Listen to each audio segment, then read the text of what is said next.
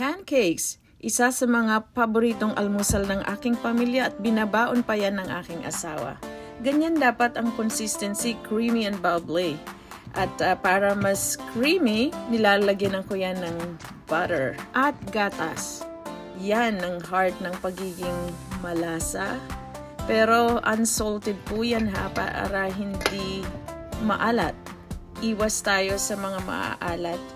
Ayan, kumukuti-kutita pa yan galing sa aking puso. Ganyan pag magluluto daw dapat galing sa puso para masarap lalo. Yan ang pinakamabuting ingredients. O ayan na, luto na siya. Sa kabila pa lang yan. So if i-flip over ko siya, at ewan ko sa inyo kung paano kayo mag-flip niyan.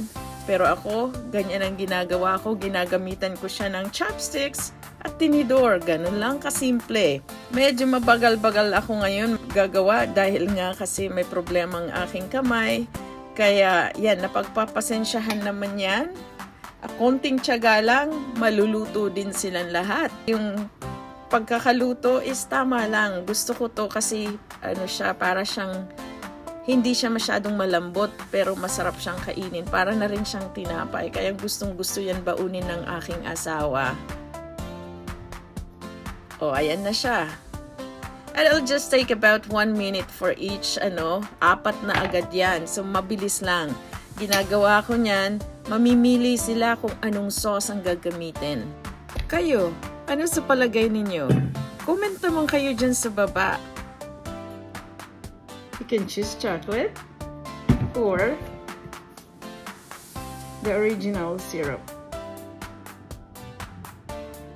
Or cinnamon-infused creamy honey or raw honey. Your choice. Kung maraming pakakainin sa loob ng bahay, mas mainam pa rin talaga na tayo mismo ang magluto. Masarap na, makakatipid pa tayo.